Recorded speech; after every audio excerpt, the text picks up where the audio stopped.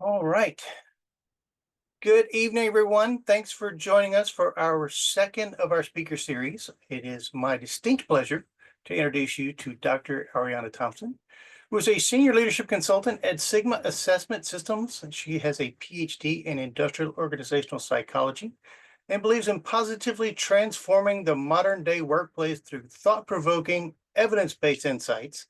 She's a subject matter expert in executive leadership, succession management, wellness cultures, and employee growth. In her work at Sigma, she supports executive teams with succession planning and leadership development. She is a co-author of Giving Life to Work, which is a practical guide for leaders featuring actionable tips and real-world strategies for leading a productive and empowered team. Now, you've been holding out on me. I didn't know about that. I picked it up. I'm getting ready to start that. So everyone, welcome, Dr. Arieana. The floor is yours. Thank you so much, Lee. Hello, everyone. Welcome to our Industrial Organizational Psychology webinar, which today will be on succession planning. I'm pleased to be with you all here today. So welcome, and thank you so much for honoring us with your presence.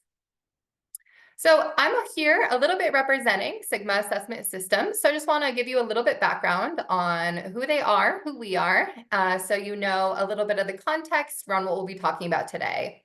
Sigma Assessment Systems has been working on psychometric assessments for 55 plus years. We have a lot of assessments that we as industrial organizational psychologists would be familiar with, from personality inventories to selection assessments to 360s, character assessments, and beyond.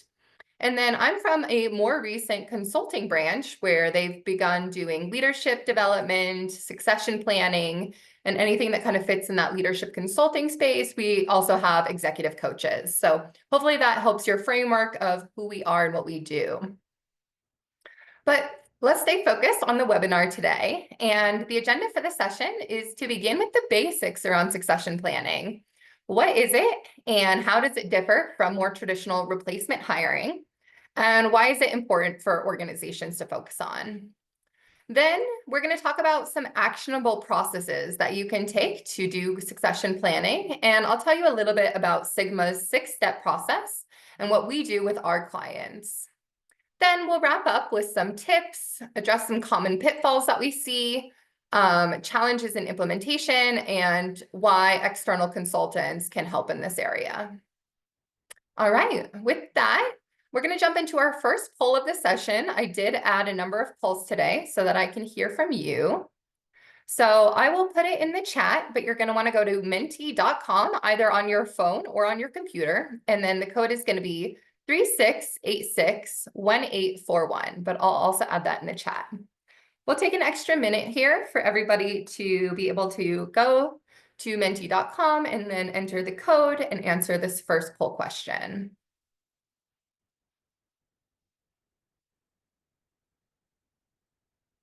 So I just added that code to the chat as well, so feel free to copy paste. And let us know if you have any questions or challenges getting through to that. And the first question today is asking just about who you are. So we know that we had interest from a variety of audience members around these IO webinars, and we want to hear a little bit more about who's with us today. So feel free to add to the chat if there's another role that you have that's not here, such as an HR professional or something similar. But the options are an undergraduate student, a grad student, IO faculty, or an IO practitioner or other. So I know those are rather broad, but hopefully most people fit into one of those categories. All right, so we see some engagement already. I'll just give it another minute or so.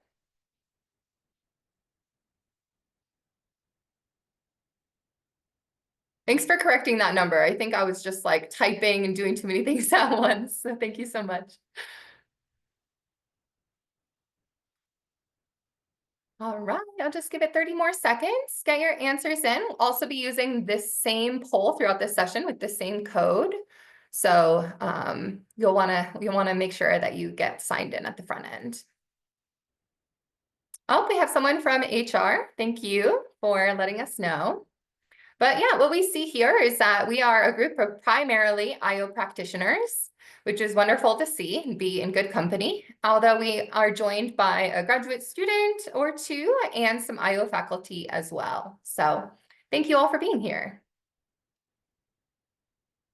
All right, we'll go on to the next slide, which is one more question, which is how familiar are you with succession planning? So just wanting to know where to start with the conversation, see if there's a lot of familiarity or not. And I'm seeing that people have mostly gone ahead and completed that poll already, so thank you. So half the group is slightly familiar, so kind of mid-range. 20% says not as familiar, and 30% says very familiar. So if you are very familiar, feel free, you are an IO practitioner in this space, feel free to share your comments and wisdom along the way and at the end. We'll mostly keep comments to the end, but feel free to add your comments to this chat and maybe we can address them in real time as well.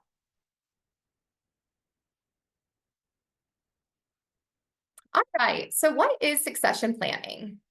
Succession planning is the process of identifying and developing internal talent to fill critical roles when vacancies occur. So I know this definition can be a bit of a mouthful, so I want to just highlight some keywords in this. So it's about identifying talent and then taking action to develop that talent. And so those people internal to your organization, to the people you already have in your organization, will be ready to step up and take roles, often more senior roles, if and when a leader leaves the organization. And robust succession plans, therefore, share a few core features. So they're goal-oriented. You want to have a clear idea of what you're trying to achieve with your succession plan and what it will look like if you do successfully get there. It also needs to be ongoing over time. This is not just a stale plan. It's not the type of plan that you create and then you're done. This is something that you create and then you implement and you change and you update and you go back to again and again because it really contains all of the people in your organization who might be potential future successors for a position, and there's going to be a lot of influx in teams. You may have turnover, and so that's why the plan really needs to be updated over time and also flexible to changing needs, circumstances, or priorities. For example, you could get a new senior leader, and that will need a whole new plan and succession bench for that position. You'll need to do a job analysis, which we're going to call building success profiles today, but we'll talk more about that as we go through the session. So a good succession plan will do a number of things for you. It's going to ideally build a pool of qualified candidates for each critical role. So we'll talk about identifying critical roles in your organization and then planning for those roles.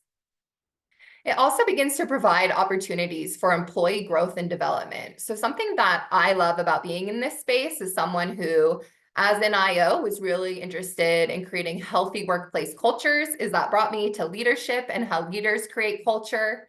And through my work in succession planning, we then get to touch on creating the next generation of employees and really developing those leaders up. So it's really an exciting place to enter an organization and then have the opportunity to really touch on this employee growth and development space. But when all is said and done, it's ultimately there to increase confidence in the company's ability to fill vacant positions. So if you have a succession plan that is going well and that you are implementing, you should know who your future successors are or could be. You should be developing them so they have increased readiness for a future position. And then when the vacancy occurs, you'll be ready to take action rather than kind of, throw your hands up and be like, we didn't expect this.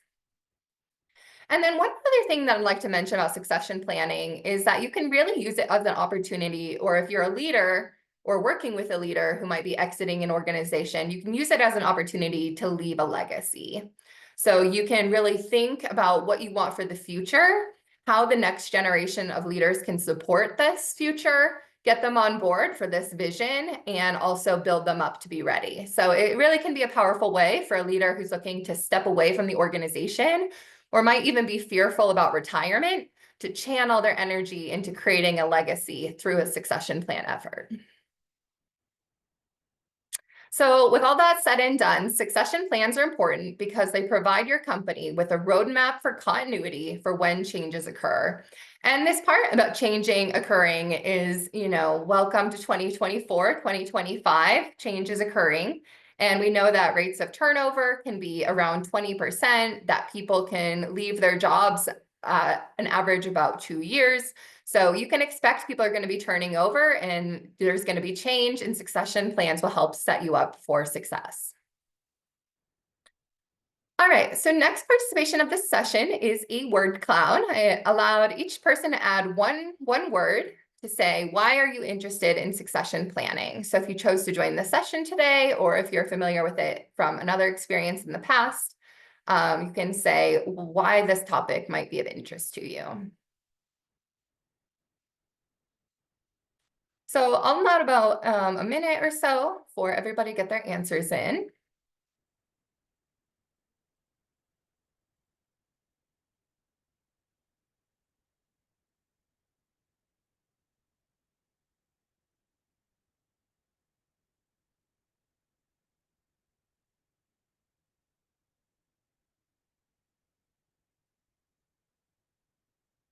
Right, so we'll just go over what we see so far. So people are interested in succession planning as an opportunity for growth. Maybe you're just learning more today. You're interested in continuity or helping senior leadership. Current circumstances might demand it, or you're interested in upskilling. So I love that. It's a wide range of reasons to be here today. So thank you.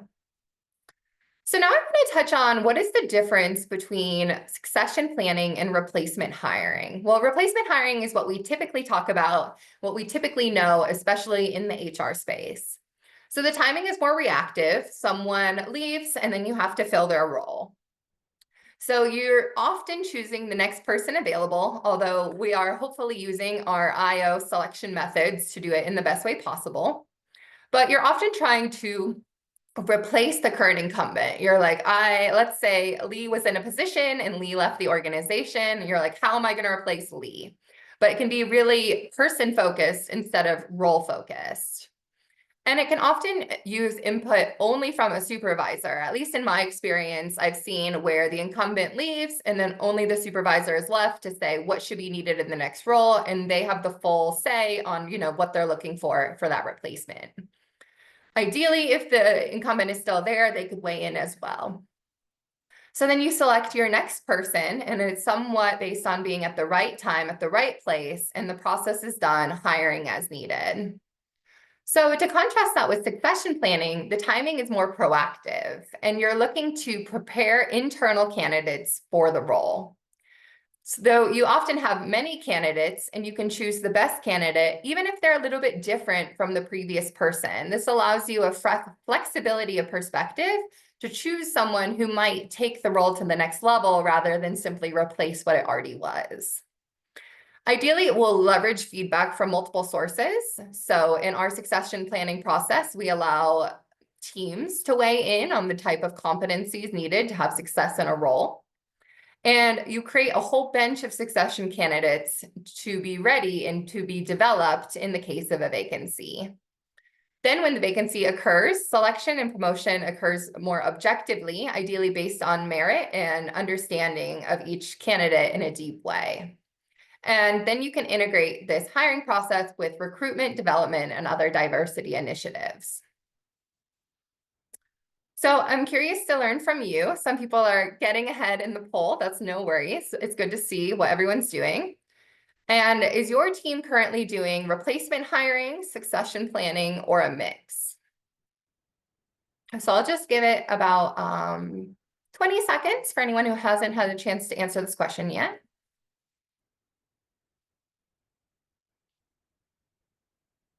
All right, so it looks like over half of the group is doing traditional replacement hiring, which isn't that surprising, but it is great to see that some people here are already doing a mix of succession planning and replacement hiring.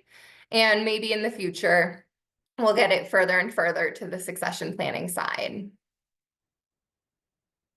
So why does this matter? As I mentioned, or as we know, Turnover is really inevitable in all organizations. We turn over from our organizations, we experience turnover on our team, we sometimes lose bosses to turnover. This is an ongoing part of being an employee in our system of employment. And so succession planning can help you prepare for vacancies well in advance. One of the most important things that succession planning can help organizations to do is to retain organizationally specific knowledge or institutional knowledge. Way too often, someone leaves the organization, perhaps they even give their 2 weeks, but at this point, their head and their foot is a little bit out the door. So they can detail SOPs, they can tell you, some basics of where to go, but it's different than retaining institutional knowledge. And this is something that succession planning can really help you do, as in that development phase. You can do things like job shadowing. You can do different learning methods that help to transfer that, which is specific to the institution, to the next generation of employees. And in my experience in consulting, there is really a lot of institutional knowledge at each organization in the way that processes are done, clients and relationships are upheld, all sorts of things like that. So this institutional knowledge piece is really critical. These next two are really about having this pathway upward in the organization, having leaders thinking about it and planning for it, and then planning development around it, helps to create a culture of growth and development, which can really motivate employees to stay at their organization and to engage in the succession planning process themselves. So this is a way you can attract and retain staff long-term, because through this process, you'll be signaling to them that I am thinking about career growth, I am thinking about our leadership pipeline, and I have a role in mind for you. Obviously, throughout the succession planning process, there is this tricky part that one person can only be chosen for each role. So, if there's a CEO vacancy opening and you have 3 succession candidates, not all people can be the CEO, but this development piece is really helpful, and it can even show you where, you might be able to move laterally within your organization. Maybe you can give one of your top CEO successors a CFO position in the future if it aligns with the job description and skill sets.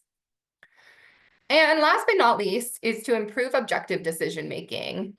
This is something that's really important to me. I am a proponent of diversity, equity, and inclusion, and creating more equitable workplaces in general, where we can all come and bring our whole selves. And using succession planning is another way to improve objectivity around what is truly needed in a role. So, we do kind of a modified job analysis process that's more based around competency modeling, but we do maintain the objectivity. We leverage assessments through this. We'll talk more about some of these details, but it really can support objectivity. All right, so that brings us to Sigma's 6-step succession planning process, which I'm very excited to talk to you about today. So I'll just name the steps at a high level, and then we'll dive into each one and talk about them in greater depth. For those of you who are interested in this or might be doing it in their organization, we actually do have a lot of free helpful templates and tools on our website. So you can go to sigmaassessmentsystems.com and you can get some of these different templates that you'll be seeing throughout the session today. So the 6 steps in the process are to identify critical roles, build success profiles, nominate successors, assess development needs, develop talent, and measure progress. So step 1, identify critical roles. The goal here is to identify the roles your organization should target to be a part of your succession program. And at this point, I'll just be honest and say that the entry into most organizations is at the senior level. So in succession planning in general, people are most likely to go to the senior level first. And this makes sense, as senior leaders are often very critical to organizational functioning.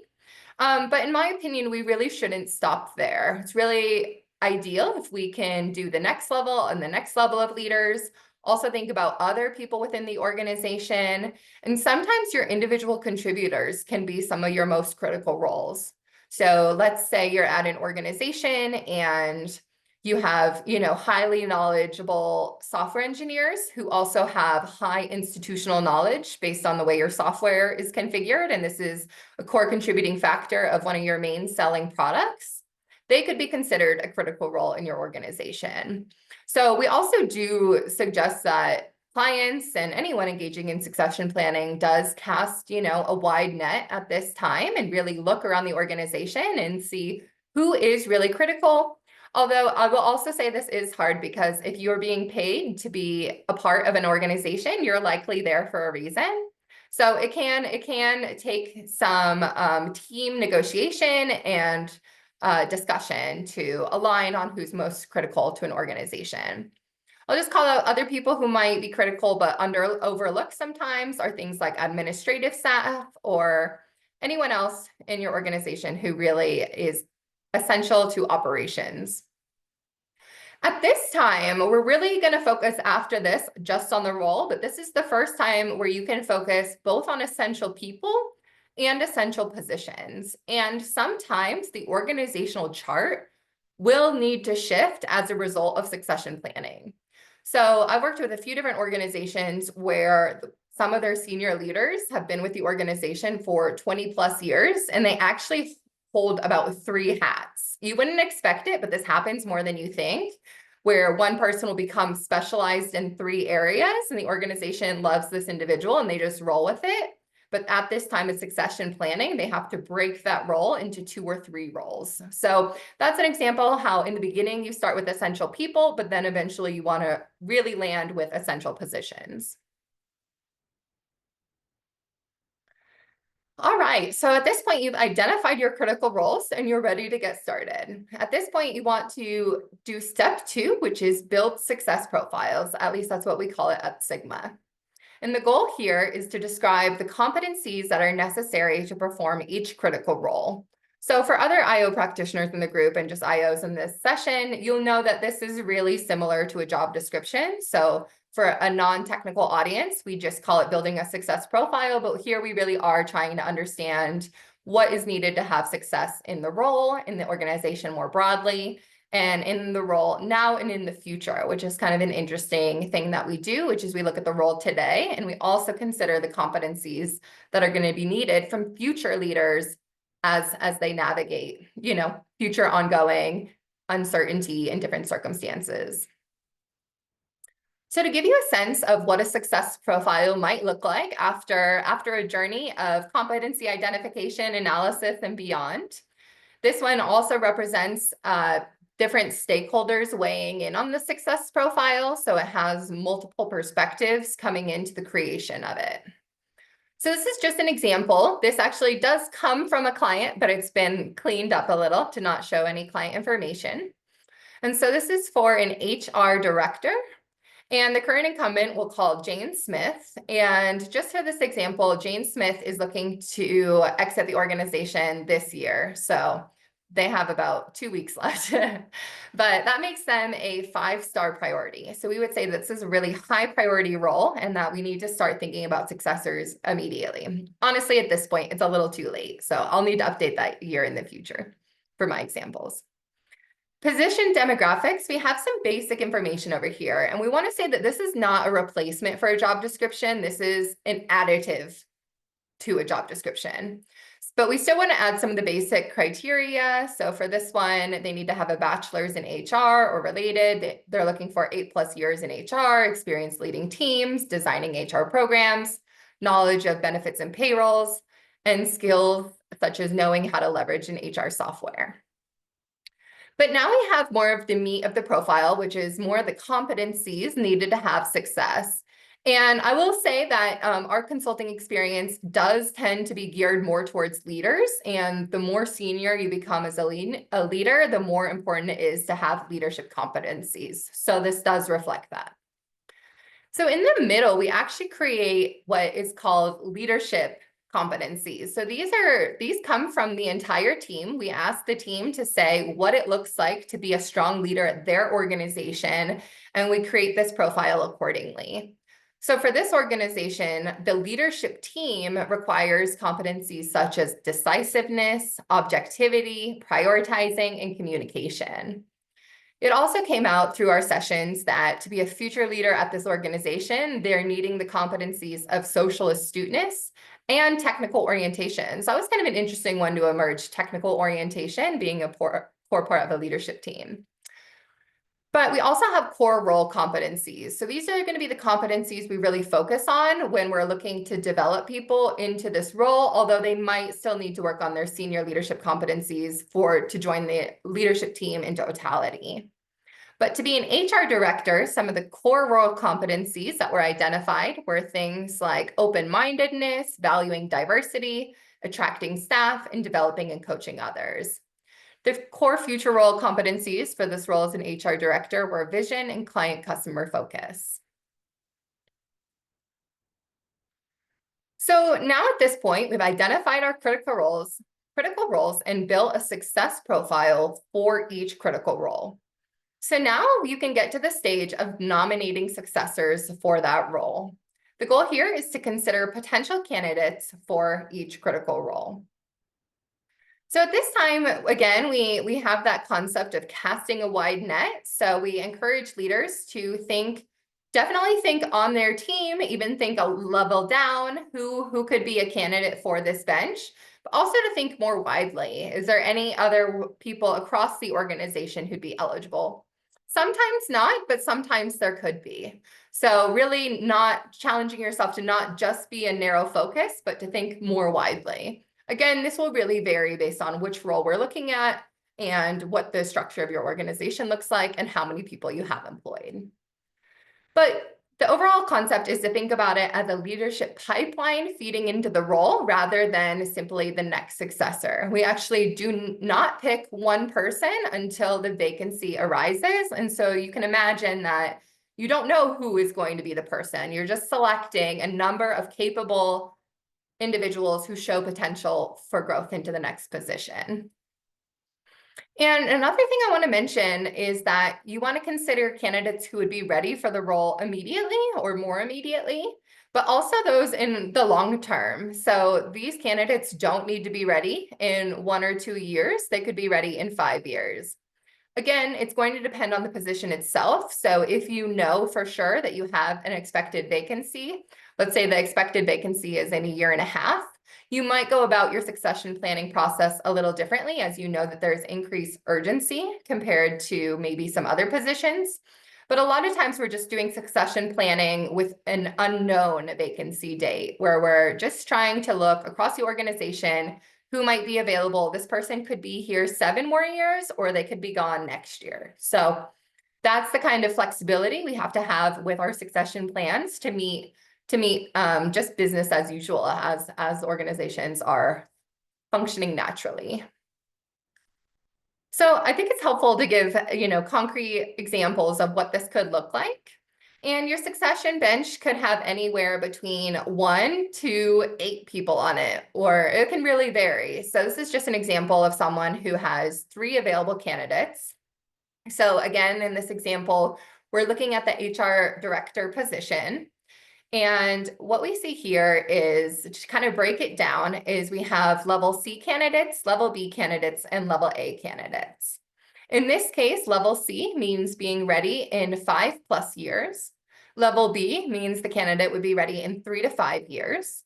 And level A candidates would be ready in 0 to 3 years. So we have 2 level A candidates. Those are Jerry Cole and Katura Zahn. And then we have 1 level B candidate, which is Sarah Jensen. So we do put in the middle column, you might be wondering what that means. That's how we represent when these people came onto the bench. So for example, when we look at the level B candidate, Sarah Jensen, she was added to the bench in June 2023, according to this. And then you also notice that she has a succession path. So because we don't need people to be ready immediately, we can allow flexibility for them to take on another role before they take on this next role. So for Sarah Jensen here, we can see that her current position is an HR lead, but her next position is an HR manager. And her readiness to be an HR manager is about 6 months out. In contrast to that, Jerry Cole and Katura Zahn, they're both currently an HR manager, and so it's blank because the next position would be the HR director. So I know there's kind of a lot of boxes here, a lot of moving parts, but essentially we put the dates on to track the progress over time. And if there's another position that they might need to take on, we make sure to note that as well. All right, so at this point, you've identified your critical roles, you built success profiles for those critical roles, and also nominated successors for those roles. So at this time, you're ready to assess development needs. And the goal here is to identify candidates' development needs. No surprise out there.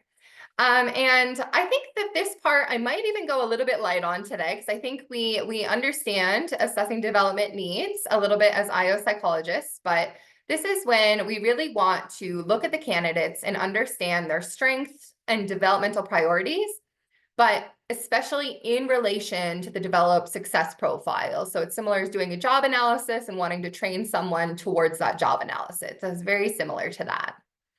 And in doing so, we can validate each candidate's position on their bench and also set a baseline of skill, which after development, we would hope to go up, and we can measure that along the process. And this is also when we would use things like psychometric assessments to aid in our assessment, but you can also use other things like performance reviews, 360 assessments, anything that can help you to hone in on the strength and development areas of each candidate. And I should say that we're really looking at the people who have been nominated now. So these are the people who have been nominated for the position, and we're assessing their development needs as future leaders. So Sigma Assessment Systems, probably no surprise, we offer assessments like I mentioned earlier. So this is one that we'll often use alongside our succession planning services. And I show this because we actually have a 50 leadership competency model that we leverage throughout this succession planning journey. So we use this model to assess the competencies to add to their success profile. And then we can give them an assessment that matches that success profile identically in terms of the competencies assessed and see which ones come to the top, which ones go to the bottom, and things like that. So one of the things that was included on the success profile for the HR director was being open-minded. And this sample candidate here has open-mindedness as their number 3 competency. So this assessment goes on to show areas of development and low scoring areas that helps to pinpoint what might be a strength and a development need. All right, so step 5, we're getting there, is develop talent. So at this point, you know the role you're planning for, you have a success profile for that role, you've nominated successors, and you know the development needs of your successors, so you are ready to begin developing talent. So the goal here is to use coaching or development activity to take potential candidates and guide their development into capable successors that will be ready to take on the next position. So this stage involves helping candidates to determine their developmental priorities. So you're helping them interpret, let's say, assessment data, performance review data, anything like that to really pinpoint their developmental priorities, set action plans around them. We have a lot of action planning resources and things like that, and actually helping them find opportunities to learn and practice these new skills that can involve things like job shadowing. It could be additional certifications. It's anything in the IO development space that I think a lot of us know well. At this stage, you also want to help them overcome obstacles or challenges to successful development. So if they're having any barriers, or sometimes it's even just creating some space in their workload as possible. I should say here, I mentioned that this is one of my favorite parts of succession planning is that we get to take it deeper. It goes from, looking at the roles that we need to do succession planning for to actually developing the people who will be taking on those roles. And this is actually where organizations tend to stop, which I think just showcases our opportunity as IO psychologists to help them continue to move the needle and actually develop people in a meaningful, hands-on way. So this is actually exceedingly simple, probably to us as IO psychologists, but this is something that we use with our clients that's a little more basic to get them started in thinking more tactically around what we're going to do with people. So we often recommend more high intensity activities such as job shadowing or, let's say, executive coaching to our level A candidates who are it's going to require more resources, more time. And then to the level B candidate, in this case, we've assigned self-directed learning. So maybe we could help Sarah Jensen find a course that she'd like to take, or something a little bit less hands-on, requiring less intensity from the organization. And then we also often suggest group training, since group training opportunities are a great way to build a culture of learning development, to get a group of people on target thinking about some of the same things and being exposed to some similar content. So, for example, we offer lunch and learns that are based on competencies that are captured in some of the leadership team profiles. And then we can actually, talk about a leadership competency to a group and develop the group. So that's a great way to train a lot of people at once.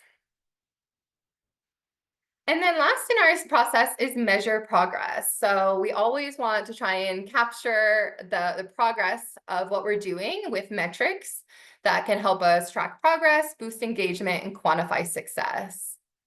And we walk the organization through selecting metrics that will reflect success for their organization.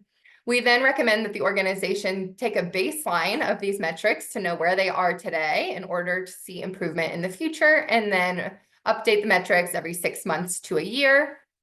And things that are more common are things like turnover, so reducing in turnover, or the percentage of roles filled internally. So let's say you're only filling 20% of your roles internally, but then you boost this number up to 50%. That would be a big win.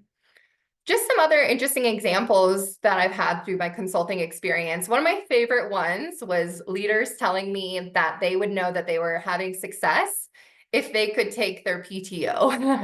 And I think this just goes to show that, like, a good mindset around it, because if you can take a week or two away and trust that your team can carry on without you, it's a higher likelihood that they're at a higher succession readiness state. So that's an example, but there's lots of ways that you could conceptualize this, and a lot of ways that we do. I should say that we also do encourage our clients to look at it at an individual level. So people who would be in the program at a program level, and then at an organization level, and capture metrics across that spectrum. So here's an example of what that might look like at the individual level. We have the indicator being percentage of employees responding positively to surveys, and the percentage of employees who have received assessments. So just getting employees assessments, it's a good win. At a level 2 program level, we have number of employees in employee training programs and the number of positions with 2+ viable successors identified. And then in this example for number 3, at the organization level, we have the percentage of positions filled by internal candidates and the number of roles with documented SOPs for transitions. So these are a bit specific, but just examples of what it might look like. All right, so now that we've gotten to the end of our 6-step process, I'd love for you to answer the question, which of the 6 steps seem the most challenging? And you can select all that apply.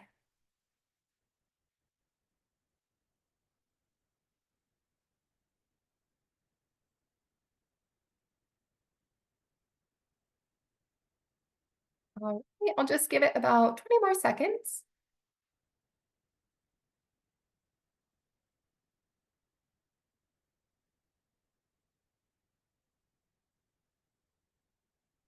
This one is a lot more varied than I expected.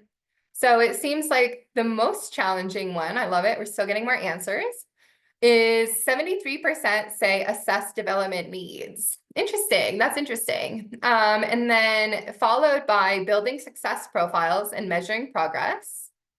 And then followed by nominating successors. So we'll see how this plays out in my inverse question that I'm about to ask you, which is, which of the 6 steps seem the most straightforward? And again, you can select all that apply, and don't be biased by the answers that are here.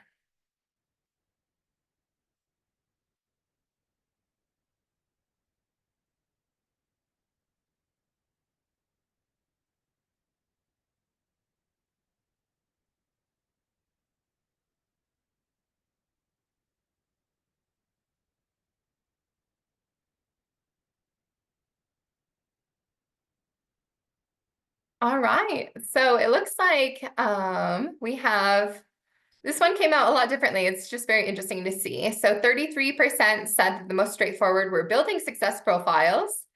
nominating successors and assessing development needs, as well as measure progress. So it's interesting to see how some of the hardest ones are also the most straightforward. So maybe I didn't word that question perfectly, but it's interesting data. Thank you for answering. All right, so now I want to move on to the last section, which is just talking about common pitfalls that we see.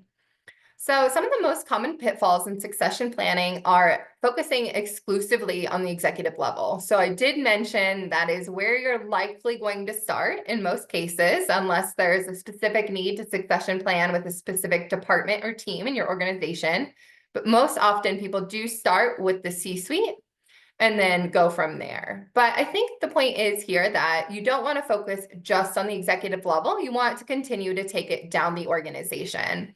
So if you really think about it, you want to create a leadership pipeline or a leadership ladder across your organization, because if you do become successful in succession planning and you are able to promote people up through the organization, which is very engaging and people do love to see that, you're also going to be creating more vacancies in your organization. And that's not necessarily a bad thing if you are doing succession planning well, where for the next level, you're looking at their potential successors and getting them ready. And for the next level, you're looking at their potential successors and getting them ready.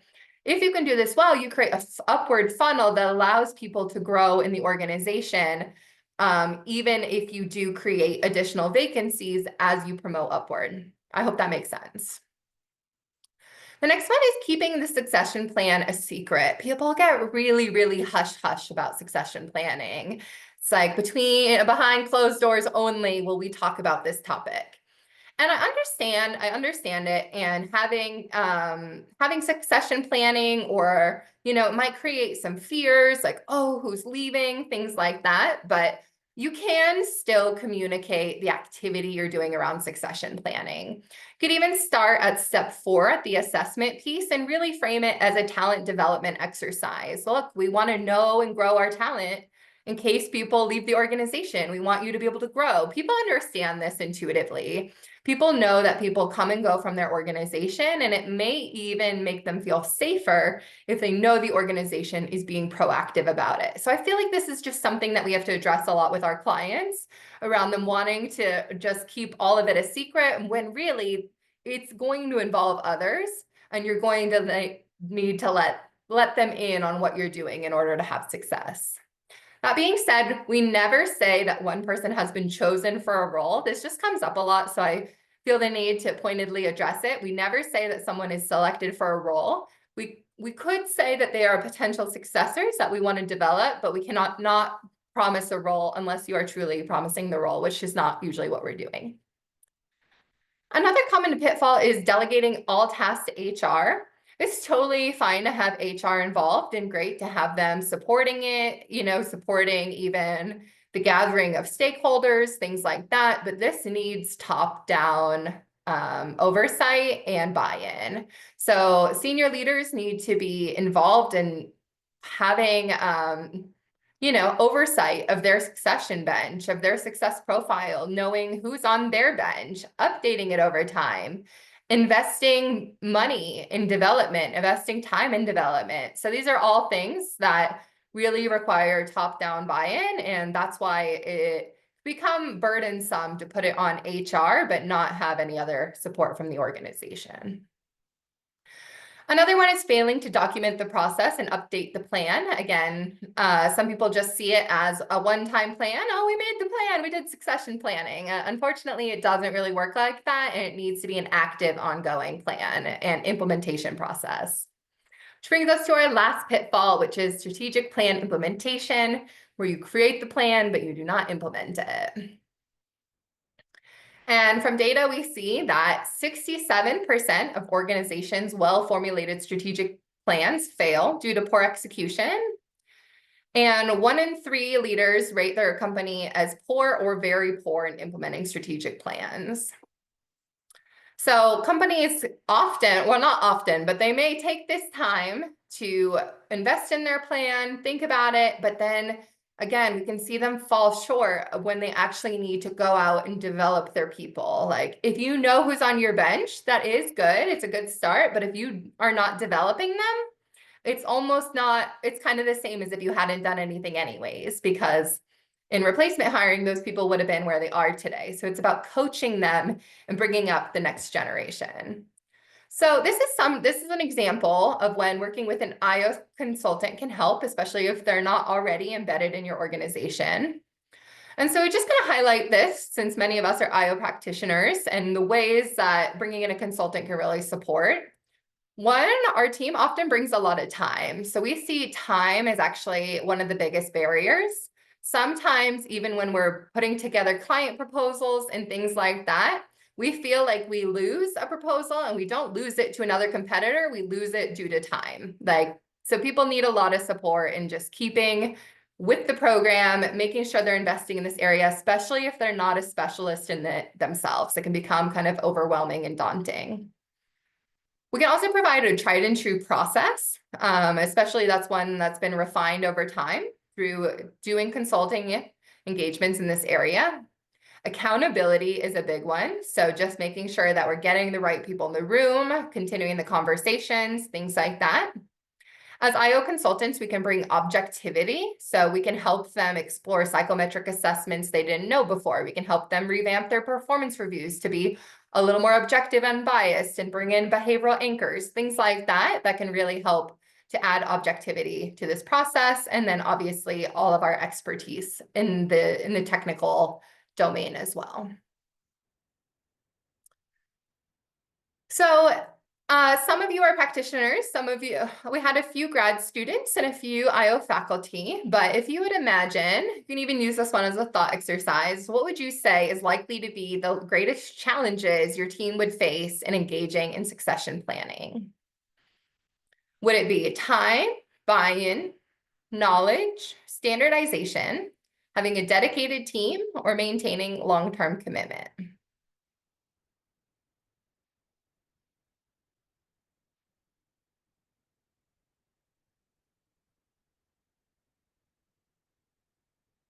All right, I'll give it another 10 seconds, get those answers in for us.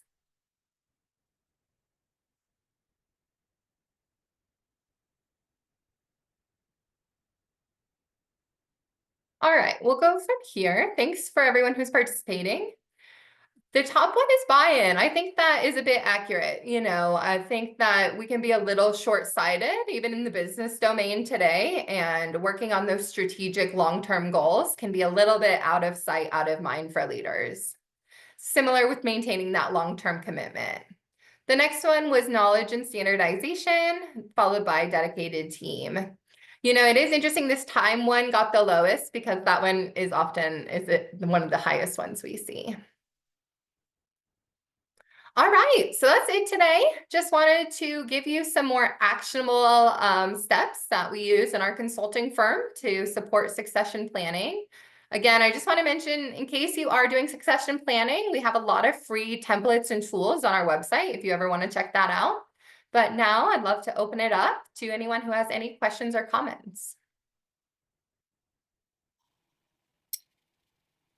I see Emmy has her hand up. You can go ahead and come off of mute and ask your question, Emmy. Thank you.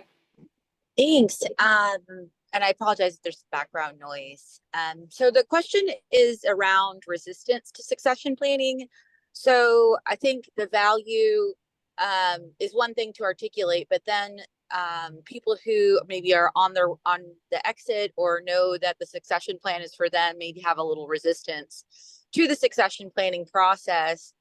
What are some things to do to kind of alleviate that sort of situation to set the team up for success after someone's leaving? I'm thinking of, those long tenured employees that know where all the bodies are buried and have all of the institutional knowledge that you're really not going to document in a short period of time if they were to put in notice. In those circumstances, what are some strategies to really use to, I guess, help with the resistance? Because it is kind of a, political thing at that point in an organization, or can be, right? So I'm seeing that happen in my organization anyway. And I just would like to think of some strategies on how to help perhaps the person who will be exiting be a little bit more receptive to the process. Yeah, I think that's a great question, especially with, some of these longer term employees who might not fully understand succession planning. And so to them, it might sound like you're pushing me out or something like that. So I'm not sure if you have any concrete reason around the resistance, but I imagine it's something like that, where we actually see that, especially if it's someone who has been with the company the whole time, or if it's an owner, CEO who's built the company themselves and has been running it for years. A lot of people, we as a society can put our identity into our job. So if you ask somebody like, oh, like, who are you? They might tell you, I'm an IO psychologist, I'm a farmer, I'm this. So we can identify with our jobs. So that stepping out or transitioning out can feel daunting. It can feel intimidating. It can feel like, maybe nobody's caring that I just put my heart and soul into this company for 20 years. So I think it's sympathizing with that, creating some compassion with those people, some mutual conversations, and helping them to see what they could get out of it. Asking them, what would you like to see the future generation do with what you've built here? If you could have a legacy that you could pass on, what is most meaningful for you, and what is that legacy to you? And ways of getting them kind of on board so that they can feel really valued and honored for what they've done for the company up in this time, and help them kind of elevate their position to become more of a mentor or coach to the next generation. So helping them see that if they engage in this process, they can connect directly with the next generation of employees and see that their labors were not for nothing, that they'll be able to successfully take their reins, drive the company forward. And then one more interesting note on this that we've seen, sometimes those people who are exiting the organization need coaching themselves. And it's not about role coaching anymore, but it's coaching on how to let go, how to delegate, how to create room for the next generation, and also how to look forward themselves. So how are you going to be spending your time if it's retired? Are you still putting in this resistance because you feel like you have something to contribute, and maybe we can help get you on board of directors or things like that, where not only do you help them see where they are today and what they've contributed, but you help them look forward as the organization is also looking forward.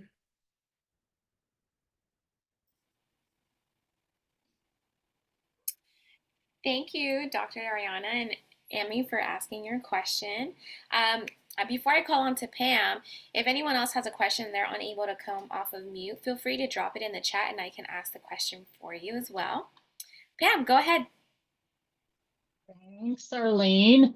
Ariana, so I have a couple of questions. I've worked corporate manufacturing for many years, switching over into consultancy. So one item that I saw that my organizations were not good with, and they were compartmentalized, were those leadership competencies. And so I've built some of those leadership competencies, but we were very siloed. So what do you do? How do you work with organizations when they don't have leadership competencies, or they're not well shared within the organization? That's my first question. Yeah, that's a great question. Honestly, with the way we go about it, it's actually easier if organizations don't have established competencies, since we actually operate based on our 50 competency model. And then as needed, we can map that to other competency models that exist within organizations. But we actually introduce our competency model. We use it to create the success profiles. Then we do the assessment that's based on the competencies, and it naturally kind of elevates the competencies in the organization and in the leadership team. And both through identifying leadership competencies on the success profile that the leadership team themselves has selected. So it's actually getting the leadership team to select these themselves. Mm-hmm. And then they can hopefully like stand behind it and have agreement on it, which they usually do. But then when you do the assessment piece, you can also see shared development gaps, or you can see shared development strengths. I'm happy to take a strengths-based approach as well. But essentially from there, you can kind of gather evidence for which competencies need to be talked about more, And then I'd say that's a great time to bring in the group training opportunity when you say we're training on this competency because it matters to us as an organization. And we're going to talk through why it matters, the benefits of working on this competency, strategies to do so, and kind of creating some of that common language. And then, of course, the more you can, if you're going to use it as a competency model similar to values or something within your organization, the more you can embed it into the employee life cycle, the better. So, obviously on onboarding and training in it in the beginning, highlighting and recognizing employees that do it well. If you have a newsletter, things like that, those are all ways that signal to employees these are the things we actually care about. Oh, one last thing is performance reviews too. If you can put the competencies in the performance reviews, that's the best way to get people to care about it. And that actually is part of my second question. How do you work with organizations that don't have a stable or robust performance review system? And especially if there's not a whole lot of consistency in how managers and especially those executive leadership don't put together their content of that performance review in such a way that they're actually, working on their own team's development, to kind of offset what may be missing from a succession planning Yeah, exactly. We process. have, So just curious of how you help organizations create a more robust performance review system that actually helps in that development process. definitely. I think that is a common challenge and something we see often, and performance reviews are not perfect by any means. But I think the best thing is to just start the conversation if needed, doing a training. So we can offer a training that's, talking about biases, helping them understand their own biases, thinking about rating scales. We also offer behaviorally anchored response scales, so performance reviews that have behavioral ratings at the 1, 3, and 5 level. And then, cueing them into what the scale is. So our scales, meeting expectations is a 3. So I know that's common and a lot of us use that, but helping them to understand that a 3 is meeting expectations and helping us get that range in this scale. So those are some different ways. We bring them scientifically validated, behaviorally anchored scales just so that they have something legally defensible they can use that's pre-developed.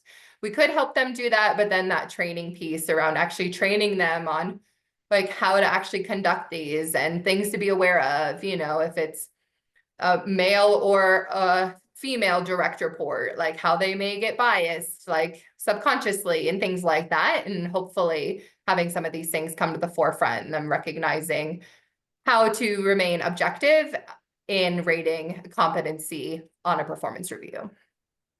Okay. Thanks, Ariana. I appreciate that. Yes, thank you everyone for the questions. We have one other question in the chat. Emmy has a follow-up question and says, how can we measure the success of a succession plan other than we used it?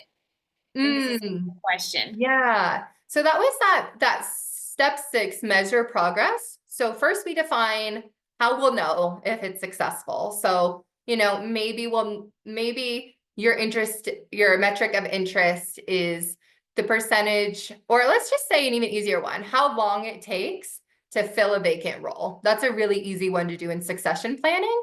And so if that was your metric of focus, hopefully you'd have a few, then you capture that baseline. This is where we are today. Today, before we even begin, it takes us 4 months to fill any vacant role. We open it up, we look at the job description, we revamp it a little, then we post it on LinkedIn, and then this and this and this.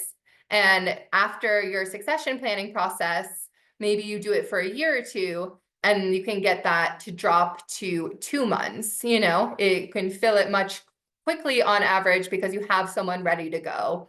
So different ways like that, just really focusing on the metric that's going to be relevant to your organization, capturing it, doing your work, reassessing it, and that's one of the best ways. Obviously, there's always going to be third factors in anything that we're measuring, but doing our best to capture will be the best way to show return on investment.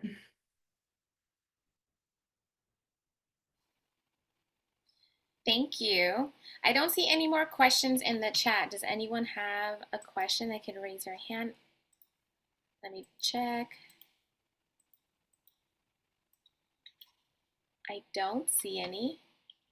Oh, Lee has a question actually. He says, how long to fill a role? What percentage of roles are filled internally, and what effect does a role change have on productivity? No, that wasn't a question. That was a list based off what Ariana said to Okay,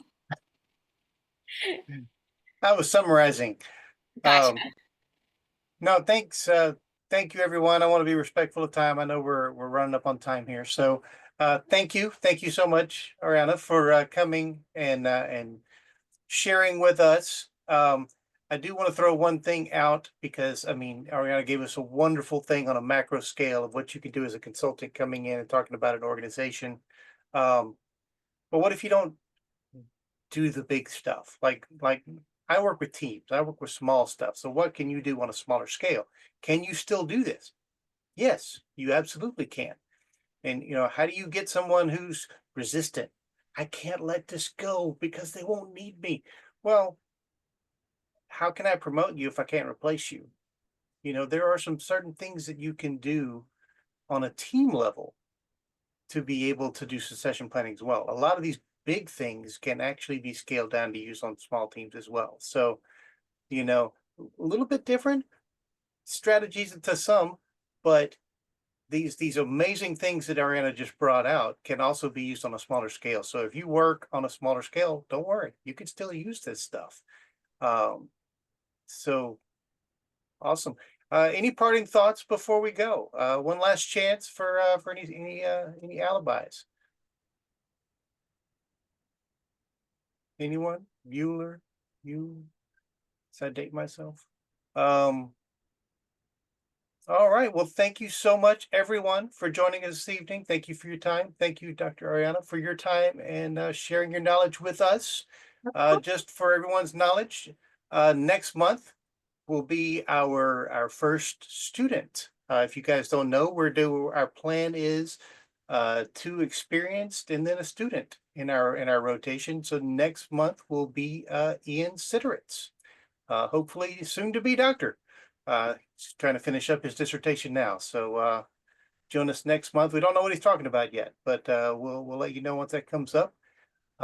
Again, thank you. And if you enjoyed this, the recording will be up in a few days, so feel free to share this with others. And if you haven't, if you're not connected to Dr. Ariana, well, you're wrong. So fix that. And have a great night and a Merry Christmas, Happy Holidays, Happy New Year if I don't see you before then, and have a great night. Thank you so much, everyone. Thanks, everyone. Have a great Good night. night. Happy holidays.